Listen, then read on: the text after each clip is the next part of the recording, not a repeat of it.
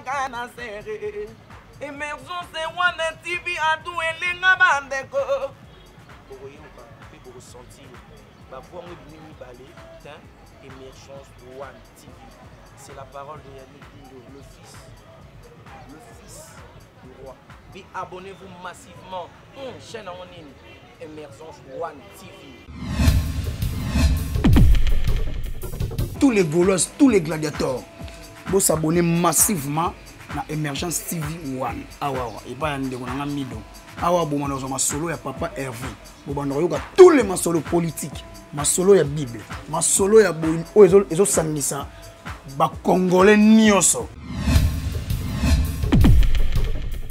Le général Audrey, joueur à la table, prend ça avant dans la banque. Vous s'abonnez massivement à Émergence One TV, meilleure chaîne YouTube.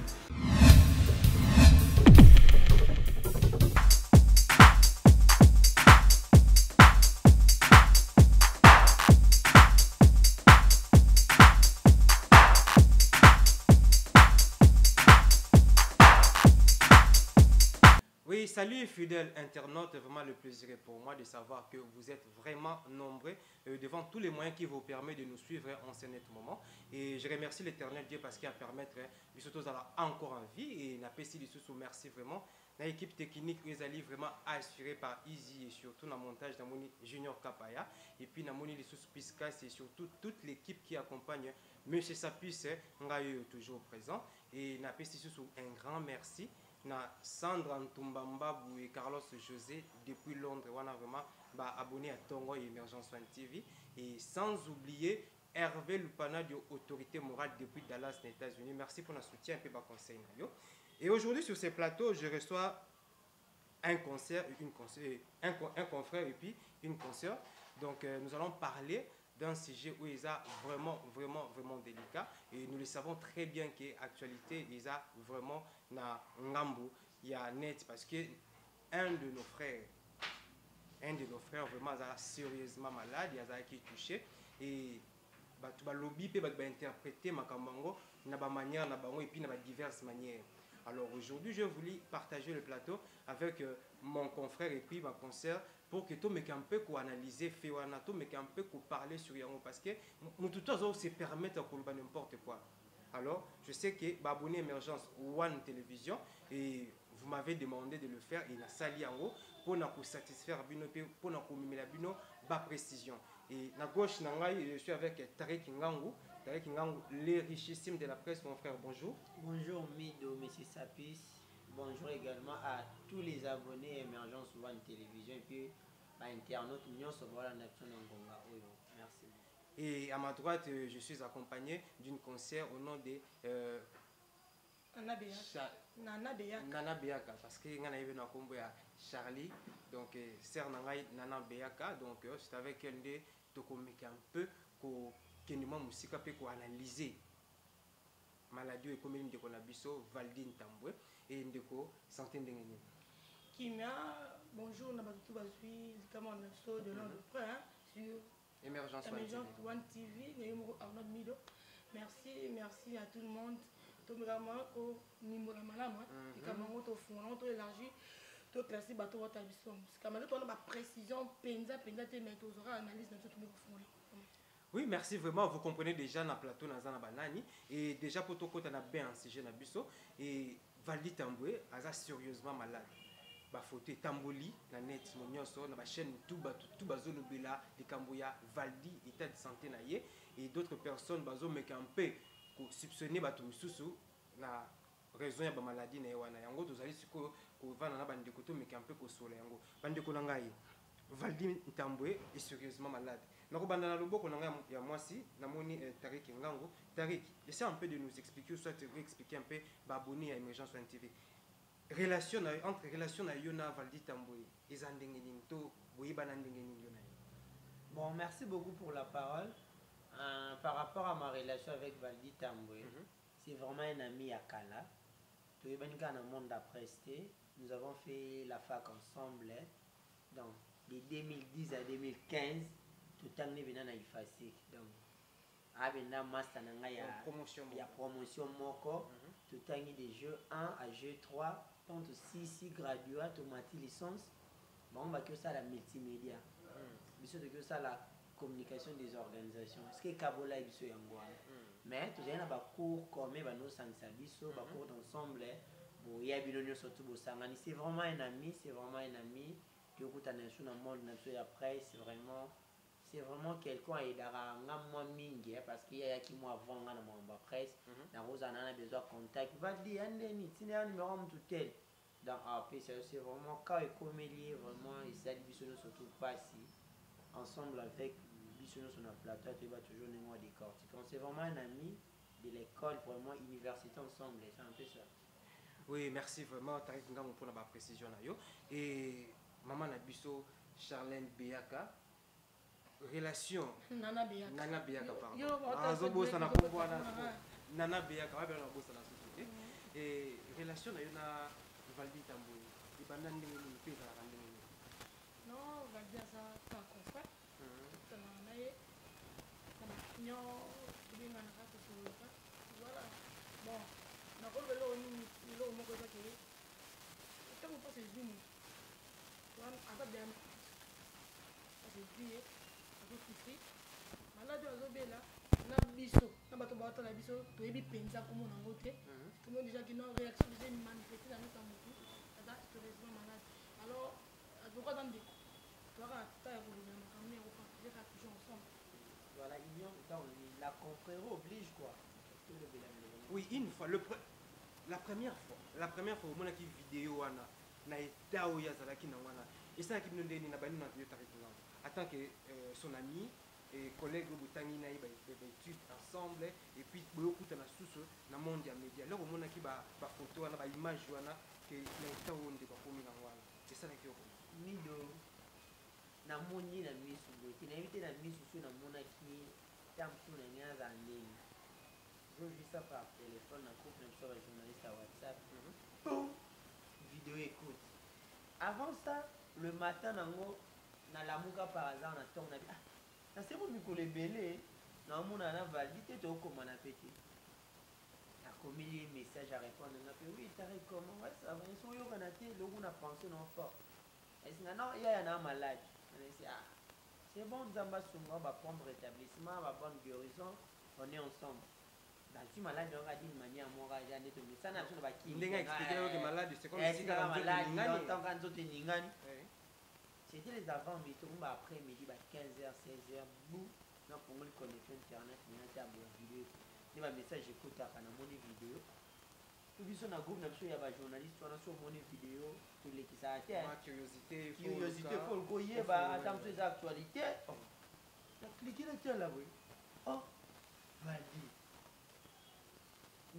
na okima na kama lili mo boye depuis na botama no kama lili ya bongo te esalinga kobanga esalinga malili na meki olakisa master mo tozali ne pembeni master na biso toyebi te tobenga ngo ni kolokoto tozoyeba te tokotona tona biso na temps impression na ntango na moni yango ezalaki ya mabe nazalaki mpenza bien te nakomaki mal à l'aise jusqu'à ce que la journée wana ti tolala nazali so na raisonne yango na motu oka ebangisinga ebandi osalanga bien te vraiment naye kosi rétablir to après lobi nango nde nakomi ata na raisonne yango nazalaka normal mais auparavant nazali so na raisonne yango esalanga bien te nde tokomona mpe les émissions esalami de part et d'autre bango koaccuse bato donc vraiment ntango namonaki yango j'étais pas bien nazali mpe nanga te esalenga bien te taka master na yo en plus na soleni na moi na ntongo nango esinga je suis malade na mbula eta mosusu kaka nde bagrippe ezalaka mais après naomona elo mwa bongo vraiment edérange nga makasi et puis naomona concert na biso Glody Diasuka asaleli yango émission depuis Paris vraiment on est de cœur avec lui nzambe asunga toujours azonga vraiment na état neti oyebeli état initial ezala bien donc c'est ce que le Congolais souhaite et surtout collègue na ye voilà biso bena bacollègue na surtout que Valdi aza orphelin de père et de mère akufela papa na maman na espace ya 8 mois donc Wili akufi après 8 mois mère ayolanda vraiment aza mutu moko il faut tocheka maboko même na baprière na biso nzambe baorphelin moninga se mona belaki namoni boye mère na biso afandi wana aolandela tona raisonne po mama wana baninga na mama olandela sovaline etana nano mama nini oya tu vois. Oui, je comprends, mais sûrement il y aura une solution vraiment. Et Nana Beyaka, comment on a une état où nous sommes des humains quand même. Et en tant que collègue Nabiso ya presse, et ça là qui est comment? Non, ça passe. Ça vraiment passe en cas, il faut au moins tout ça quand même bien. Nous tous bien responsables de ma camarade pour éviter. Maintenant, vous avez au moins et depuis moi, ma semaine passée, nous avons qu'il pas qu'un. Alors, on fait mon donner congé. Il y a d'autres solo na yimo. On a arrivé bien à l'autre chez nous, ils m'ont affilé. Alors, d'autres solo à ici, donna. Baby Sarangai, non, baby Sina que ceux qui n'a raté qui rougeol, baby on rougeol, qui tout, qui tout, son n'a raté qui tout, na moana. Il faut rattraper la qui me colle. Oh, donc tu as dit, ah, bon, n'a habité, hein. Bah, ils allaient en Angleterre. N'a habité, hein. Non, il pressentait déjà. Non, déjà, tant qu'il y a moi avec un solo, on dirait. On y a maman déjà vaccine. On dit maman banda qui met ayebi peut-être que adoye battre sur les alliés varicelles, mais sur les alliés. Alors à tout ni confrère, quand on a des kinia. Quand on a essayé à habiter mais faut autant non nous qui ils ont battu mon colon, on a au bas ce qu'on a dit. Et donc on a battu mon pied, ils ont battu une coloté. Et d'ailleurs pas dit comme ça, c'est peut-être qui c'était. Tout ce maintenant sur on a laquelle ils sont allés sur le pays. Donc après bien dans le cas, les colons ont montré ma vidéo. Mais avant c'est là jour où tout Azaki n'est en forme, mais c'est normalement. Ah, t'es tout propre, comme ça vous la malade, qui n'a pas nzili, on a vu avec la scola solo, il paraît que on a manqué, mais t'es pour na maman, maman pour maman, tant maman maman. Mais tu solo comme on est là, bon. Ma potana qui va potana maman comme on maintenant tu les kaki. Mais après on a ndé, avec la scola solo, maman ma varicelle, bon. Il y a bagango on dirait varicelle. Mais le tout le monde partout dans d'autres, je sais pas qui gère la varicelle là-haut. C'est très compliqué, c'est vraiment compliqué parce que étant de quoi comme Eliwana, batum so aso bango mauvais sort. Baza ko interpréter na bandenge na bango ou bazo comprendre makambo, bazo concevoir les kambwana. Mais tout suite au coli mineur azar tout ça ba majeur. Comment na maladie ya sorte wana? Pensez-vous vraiment que les maladies moko normal tout les attaque moko spirituelle déjà que tout moko muto attaqué parce que bazo accusé déjà X. Pour na ko cacher comme boté bazo accusé déjà comme ya maman Nikeke aza derrière makambwana parce que il y a une vidéo émission mo sala makine, j'espère que vous tandaki yango. Bolandaki yango émission mo landa maki où il y a eu une dispute entre Valdi Tambwe et Maniké. Et juste après ndé ba moni ndé ko akomi malade. Alors directement bato bakomi ko soupçonner maman Niké. Est-ce que c'est une vraie raison pour soupçonner après dispute voilà? Tu dans côté au moins mouton autant au moins ta wa na TV. Faut respecter quand même. Tant à comment mouton on a précision à l'écamité. Ça va soupçonner. On a déjà ils ont bien depuis longtemps baninga tout ni bota ba ça la émission. Normalement monsieur ba voice que les autres dimana. Parti à Maniké. Mais et là on a le baquet tout ça bat. Maniké à la maman. On a banana ce qui a aux derrière maramo aux makasi. Bon et puis nous autres on va Valdi azar fait les pères et les mères. Ceux qui maman na qui vivant. À mon moment on est le lengue moi on a souffrir. En tout cas, c'était la fête. Tant que mon amour si mon beau tu sous et là on déjà passé. Déjà passé azar mutu. Ceux qui là maramo derrière mutu moko. Voilà on a la précision du Cameroun maintenant comment bateau até. Mais quand on entend comment Maniké c'est bon on va bref, c'est ça. Donc on a autant comment mutu quand on m'a porté mais tellement bamir yanda kozo no baloba na ba discussion na ne ba mais ma ipe ninga na pamba te hein on a lobit ma yazo ninga par rapport à nini ya ko swana na ko swana et na maloba pe ya Maniké oyebi Arnold maloba na biso pe ba voilà to bongisaka maloba na biso balobi et comme mon ba problème belé mais non na asi donc batu ba otanga ko mona ye na kata makambo asa la coupa pas coupable te asa mal à l'aise. Bien sûr. Asa quand même muto dans mon thème. Voilà, asa mal à l'aise. Asa quand même muto dans mon thème, asa mal à l'aise mais ngai mingi na lobake. Et dans la mauvaise santé, et attend sur infection, et attend sur du camou, asa traitement habitué pour ton approche na asa musala. Voilà. Oui, Nana Beyaka souhaite vraiment à ce que qu'on a pu vraiment à se rétablir promptement et surtout que tout tanga kombo ya mutu moko te que ye ka parce que ba preuve tous en ngona muté. Ils a juste ba soupçon vu que tout le monde a qui vidéo ou ils a qui na dispute tout ça te dispute wana entre autres tout le monde a qui anani ndeko na biso Ken Pianazala qui sur place. Armand Mido. Nangana lo bawe question non e bandeli. Nana Beyaka zwaki répondre qui Kimenga. Par rapport à notre tunaki, est-ce que varicelle, maladie, c'est un mauvais sort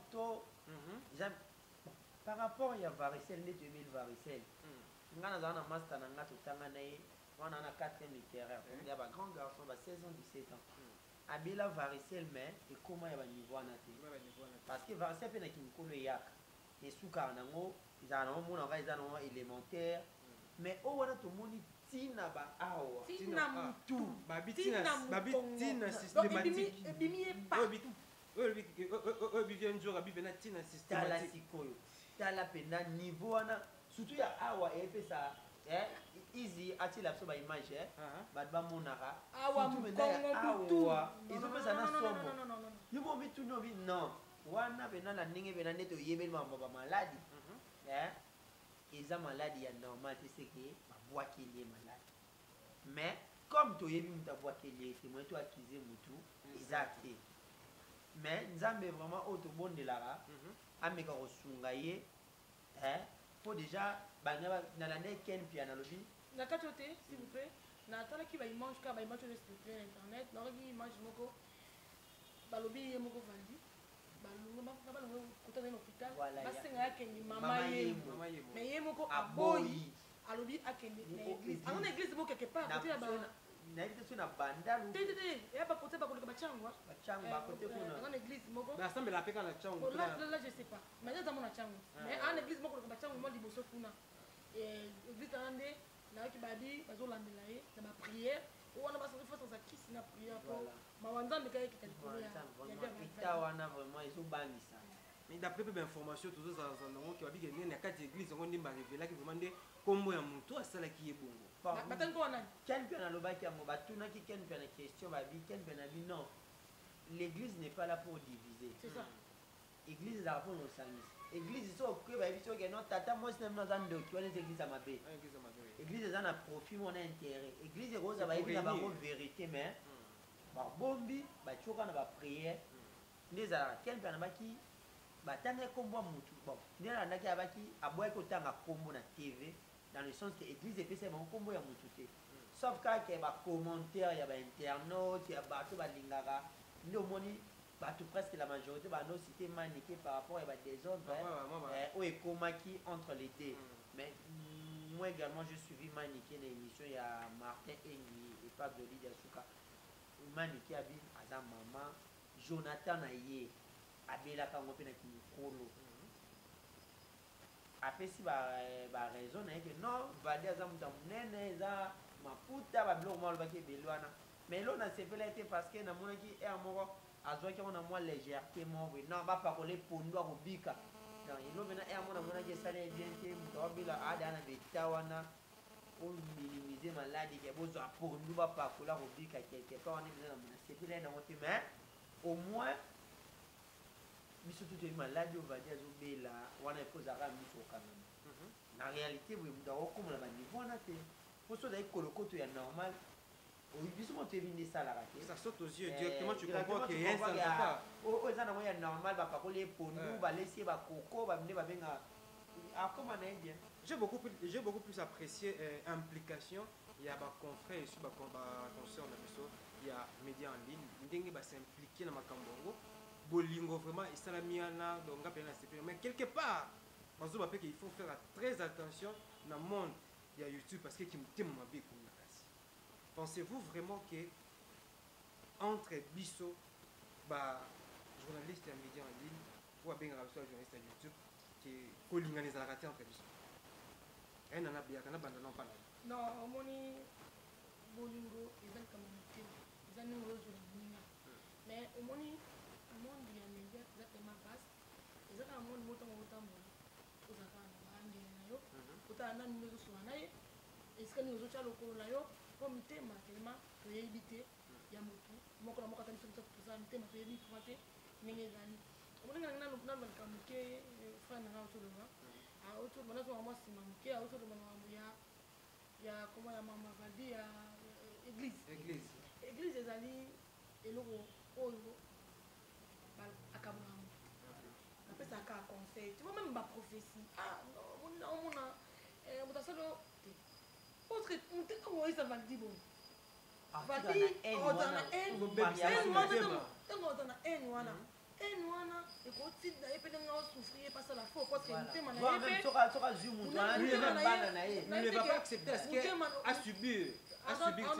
motema ya motu teyebi te église azalaka mpona kokabola te ndenge ke nalobaki toujours eza mpenza bongo ezalaka mpona kosangisa ntango omoni déjà eloko omoni nzambe arévele eza mpona prière nakisi esa nini esila mama okende kolukaka po koyebisa wana na souffrance eza problème mosusu bayebi eloko te baosemi na motema ya nga na condamné so église elebini komwa motu tel oyo bamoni derrière makambo oyo nga na condamné acte wana eza acte moko eza kopelisa moto eza koboma moto te donc malgré frère aza na pasi na ye ezooferte biso tu yango tovandi awa po tolobela yango toujours ke mais na kati ya tv oyo tozovanda fo mpe kokeba nano olia na ye nano ovaa na ye nano otamba mitema ya bato toyebi te eza pre osala motu mabe par rapport ndenge yo ozela yango ndenge ozozela ye comme je disais par rapport au lobby ndeka nana beyaka osoloba awa fo toyebaka nani nazalaka na ye parce que motu mosusu oza ne boye na motema ne mambo aresonaka mpo na yo oyebi te elobi ata nalandi bato ebele mpe parce que depuis video ya valide ebimaki soki mardi ou vendredi eso mercredi ti lelo baémission esalama kaka ya genre nyonso na meki olanda mpe baconcert na baconfrère ebele toyoki mena bamosusu babi nde mpe toyaka na youtube a motu mpo atonga 3 niveau aza te donc ekomi balangage ya mabe bandi moto asala boye tokóma na niveau oyo mpona nini na bandeko na biso ya youtube oyo tosalaka bulo oyo eya na bato ebele na bandako basepelaka na biso eza te so 1000 personnes baosepela na nana beyaka nga 100 personnes basepelaka na nga naokila nana beyaka motema mabe te 100 personnes basepelaka na nga ta mosusu bakosala nga mpe mambo kitoko koleka 1000 personnes oyo ya nana beyaka donc tolongolaka bamilingili esengo moninga eza esengo na yo moninga apambwami osepeli parce que so ozokila baninga motema likuna okanga bachance na yo donc na youtube oyo soki eza na bato baza derrière malade ya valdi vraiment nzambe okutana na bango nalandaki ndeko moko boye kaka na baémission na biso ya youtube na kotanga chaîne te ayaki na chaîne ya ken azosoupçonne ku même ken po abike tout le monde est suspect na makambo oyo abita mosusu basuccès ya fimbu na fimbu bakenda kosala bisimbasimba epesi retour oleza motu mosu eke ezwaka omona ndako nene balobaka aucune piste est écartée piste nyonso tu eza considérable donc preuve eza te motu to asuspect tout le monde est suspect na affaire oyo yango nazokomituna bandeko na biso ya presse alive toza na bagroupe tokutanaka eza na barencontre esalemaka entre biso alors il faut maintenant se méfier parce que tout le monde commence à avoir peur déjà tout le monde commence à avoir peur or l'union fait la force quelque part éviter que déjà makambo oyo neti moto kwanga mobanga na kotya lokolo esika nini na kolia na nani fo eloko wana ezali on eza koboma moto déjà tona bamoya kishasa oyo toyebadeka moto amememe fomona na kilo tango batiki na internet azobaluka banota mokongo motu mopanzi non nabimisa ima ya miso nabi ozomona niveau moto aosufri parce que yo ntango omona moto obake moto aosufri bongo ye moko ndenge azoyoka bato oyokeli ye mawa omoni pasi oyo ye azoyoka eza baarti ya bolingo te so ewuti mpe apa motu eza baarti ya bolingo ata motu obomaka na internet motu moko ata na ji ya 100 000 $. eza te moto na ji pa 100 000 $. ate moto niveau aza te mutana bamapango ata nde tomona bamusicien baa nango eza te non toolukaluka kaka eloba ta namoni confrère mo azalaki voice na groupe abi toaka na bambongo mota moso ofuta appartement $100 ya 50 mpe bafutaka encore peu micro babi que Valdi pe batinelaki ye biloko na mikili pa bacode Valdi bande kokoti okomi okoti ka mama okomi ebike na seka okoti okomi nini okoti okomi na saka studio okoti okomi non ntango okota chambre nyonso ezangana non yango wana moto okosala mabe te jamais tokosala mabe na vraiment dessine art atia loboko aserétablir na ye azongi ya mosala na ye bafani na ye oyo batalaka ye basepelaka baza dessus bisika baotala baimage. Oui, merci vraiment. Toujours continuer toujours parce que nous avons encore quelques minutes pour que toi, si c'est émission à Bisso et n'a un peu soulever pour moi vraiment important. Comment on a une discussion on a médiatiser en gros, diffuser en gros. Et ça qui nous parce que par exemple au canapé caméra, pour ça la caméra place on a vraiment commander on a été. Mais tu vas préférer filmer, tu vas soit na bazo finga na ndenge wana et les cananet. Voilà. Très bonne question. Voilà, Venda, en tant que professionnel, il y a média, on a condamné premièrement patron et film na film. Pour ça Ken Fian. Film na film ils ont atteint le cabeza bongota. Film na film azana 91K ya ba abonnés, 91 000 abonnés. Ana tino le cabeza ya bongota. Film na film fallait pour payer bibango. Hein? Faire rigoler les films na film. Tout a film dans le sens que non, c'est une chaîne oyo et ça la promotion il a fallu pour pas bazaranga moment contre ba tutelle. De ba yebani. Film na film soit vidéo. L'émission de mon père ça rappelle le plus suivi, l'émission le plus suivi. Sur la vidéo, bon s'attendre déjà na ba 20 000 30 000 personnes mortales. Et ça m'a vu sur le canal net yango an. Mais ce que ba soigner hein, bozui sur tali vidéo na ko soigner na bango. Vali na tuka zo ebisa na ite so zaki asa e longo na téléphone ko filmer no filmer so bo tchongo na ko panza téléphone mais ti ba se permettre ba monter ngo ba tellement ko tchompe na chaîne dans la go lelo so qui entre parenthèses ne ba ba lo ba ya monter memi makambo dans la lelo ko tout. Donc quelque part vidéo na et pelisi liso so monte na makambo kasi soki vidéo ana te so ne ba swana na bango bongo biso ba yebeke est-ce ba denga ba akize manike ba ba akize manike te ba baza ko akize manike par rapport à quoi par rapport à vidéo wana soki ba filma ki angote manike ero ba ngaza na les tam soumera ba yebi na epe likambuke afandi na kimia vu que vidéo na tambola qui sur les réseaux sociaux mutu surtout parce que tant on a mon vidéo na tout ça groupe na sopi avancé effacé na balancer vidéo na groupe na sopi avancé effacé parce que tout masse na biso on a balancé un ami en Allemagne à un niveau minier Jojo Diams défense de Bundes na PC Mbot sa première réaction directement a dit oh ils ont maniqué pourquoi réagissez bon parce que à telle émission on a donc film n'avait pas besoin il y a pour filmer que soit en plus c'est ça qui émission bayamaki le président d'Ams Luzolo na pesi ombote na yemoroken puis na validé les présentateurs une fois déjà monique mamodo simba si alors papa na émission na bango bien ba sa promotion ya fali ndazaki na Douala il y a des prix qui n'a le but que non ba chaîne mususu aura parti pris et ndenge suna ni président d'Ams Sport ça m'a il y a album na héritier sur bima oyo mi ange mi démon directement des manités à Yaki. C'est simple.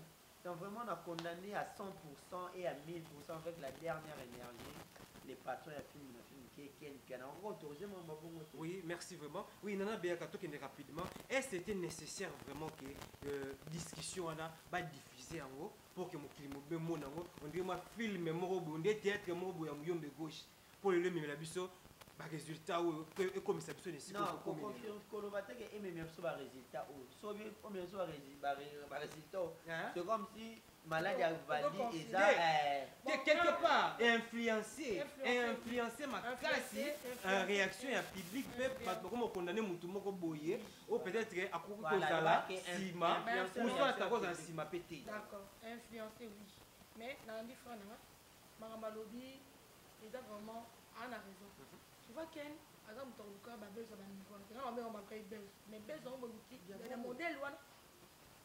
boluka bese na modèle wana nga namoni eloko yango sotali image yango ezaka tricage nde bango babenga manike na ndenge na bango valdi mpe ayeba te manike ayeba komba nde na batiraillement na bango déjà amona matanga ya mama ya valdi nde esi discussion tout le monde bato batala nani video wana ezosala face quelque part eza baja tindika chakala eza mabe sikoyo omoni niveau epelisi moto sesese moto yango epeli ya niveau ti akoma ya niveau ke malade ebimi malade ebimi tokomoluka nani nde bien tokoma bakolokoto tokomoluka nani nde auteur alors bato tout ntango baotala image wana balobaka ke manke par rapport ya badiscussion eza par rapport ya confirmation te mais par rapport ya discussion oyo baswana oyo basala bango na bandi voilà eza kaka likambo oyo totreye leson moko kaka na mokili ifo koyeba kovanda milie ya biso ya youtube eza milie moko oyo ya kolingana ota bosala na bagroupe to bosala bokutana eso babilo eza boye babandoya te netinga boye naobangana oui profiter pour ça peut conseil na bandeko tout bazolanda biso en net moment et surtout ba ndeko ni surtout ya presse to meke un peu koloba un mot gentil par rapport à la situation où nous sommes des majeurs pour que prochainement ba bêtises aboyer se répéter surtout non to lingo leki bolingo ezali franchement so bolingo ezali omona ke ba mloka boye ezala te malgré to bango rougeole au mauvais sort pona nga nazoka malade hein tolingana totanga koma mutu moko tolingana hein eloko eleki bolingo eza te bolingo na mutu evandisa biso nga mpona nga bolingo na profite mpe apesa mbote na nga mbama oui nakozongi eloko na bambote ye mpe apesa conseil rapidement pour que bongo toya na bambote et on vient juste de m'envoyer un message awa ke Valdi Tamboué fali mpo bazwi en charge pour ke akende traitement na niveau ya Afrique du Sud yango nazotanga awa et puis babilo mosusu bandeko bakomi awa oyo ezalaki soki makambo parmi baraisonbatiango na groupe obe batindeli privé batindeli yango na privé ça reste à vérifier batindeli yango eza na privé ça reste à vérifier donc parmi baraison mpe esalaki ke Valdi akoma neo abi ke banomona ye mpe trop na soki na kiosque ya ndeko moko ya mwasi soki jolicia ano fréquenté mpe moi trop yango mpe esali esuscité moi jalousie mo entre mobali ya jolicia na ye nani oyo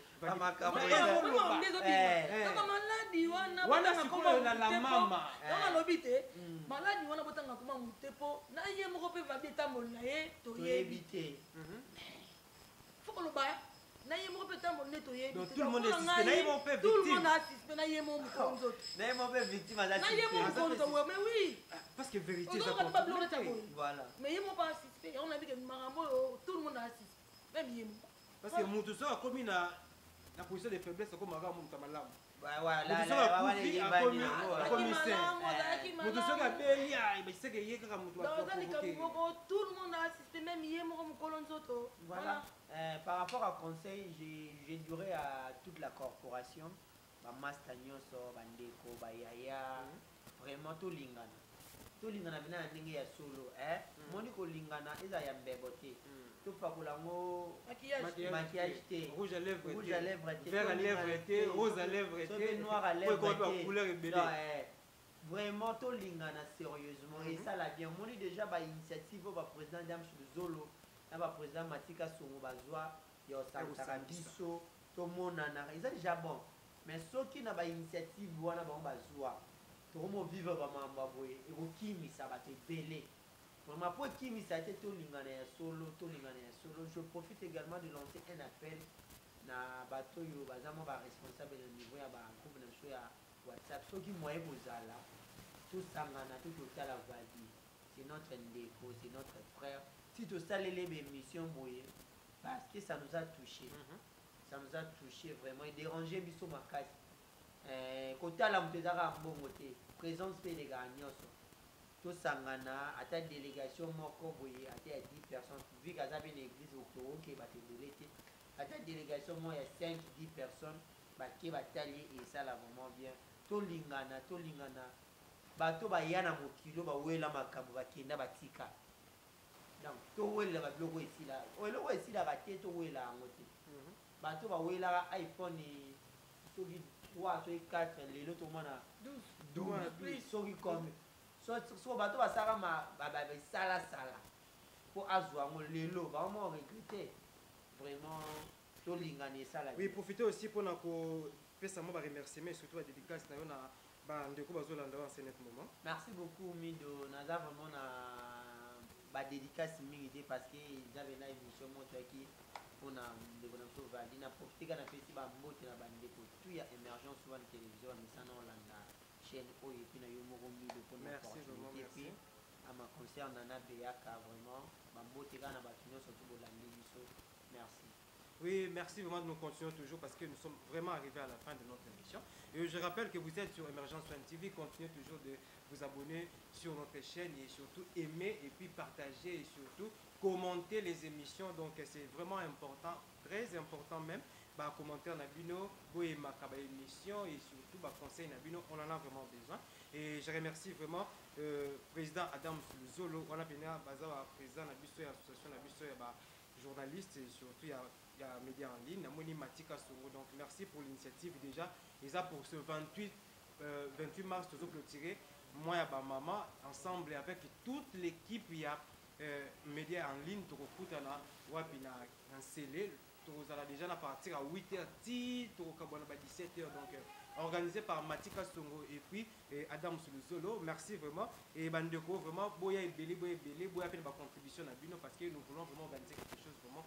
Il y a Makasi P, Amala Moumingi pour permettre que Biso tout clôturer ensemble le mois de mars na ba maman. Et puisque je parle de maman, et n'a pas cipé mal papa et maman na Biso pour accompagner Biso le lot nana Biaka, avec un peu pour remercier pour s'adresser pour une dernière fois na public hollandais en ce moment. Non, on a rapport et tout. On a comme on l'a fait. C'est une chose là que on va dire que c'est important. C'est important que qui m'a dit ah, pour le dire pour l'année pour le biso, mais on va toucher biso. On a aussi musique à naïe pour ma maman se concerner biso. Oui, le beau comme moi comme ceux qui et vu passe, nous autres on nous passe. Donc lié à là, on a biso, à le beau et toucher biso tout. Vraiment. La personne va monter rapidement.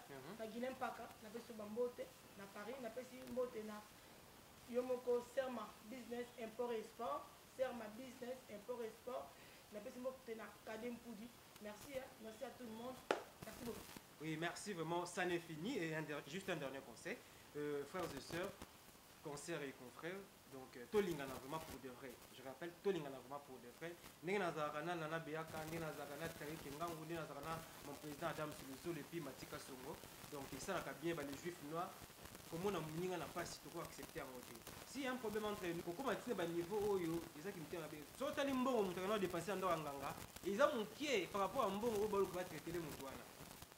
Ma belle peut le bel qui ou soit battinga qui moutongo. Je sais pas si la beauté là moi si je sais pas si escroquer qui un milliard de dollars. Mais pour faire souffrir mon jusqu'à ce point et déranger battu surtout. Même il mon oui, image. Même yo mutosa elokwana. Tu as une conscience. Tu as une conscience. Parce que conscience, dès que tu as une conscience. Donc, conscience, c'est pas ça. Même moi, il y a pour se satisfaire, pour ses propres intérêts, pour ses sentiments. Mais, tout le monde a raté tout ça. Malgré le mot de la fin, mais pourquoi tout le monde a assisté la minute maniqué. Est-ce qu'il y a des responsables de Makambo à la banane? Ana bana un jour parce que ba ne bongo et vous allez malamu te dans ministre même ya ministre ndambe eza malamu te deuxièmement yé moko pe etambola ye ero pe azamu na tambola kindingi asa l'examen de conscience asa l'examen de conscience troisièmement vous n'avez pas la film si c'est bête oui c'est bon mais bon ça va faire ba image au tindaki ça va réussir dans mon défait c'est ça. Oui, merci vraiment. Donc, merci vraiment à abonner à merci à soutien à Bino. Merci vraiment à Moussala Malam pour ça et la Kabiso, soutien à Bino et permettre à Kabiso un peu pour travailler encore. Et tout ça, Moussala, et tout s'améliorer du jour au lendemain. Donc, merci vraiment à Bino, merci à Bino. Vous continuez toujours pour soutenir Biso. Et juste un dernier conseil, Kaka. Journaliste, il faut se remettre en question. Comme il y a comme la paye lobby, tout comme comme il y a lobby. Alors, il faut tout l'inganaka et puis tu éviter ma bille. Tu éviter ma bille, tout l'ingabilo rabatute, bisimba simbate, tout ça. Moi, c'est abatute, mbonga batute, bisenga senga pété. Au quoi c'est un peu moutou, pas mbonga, pas ma bébé, pas bébé, et puis sur ce qui n'est alors, la casquette, on a qui m'a tourné.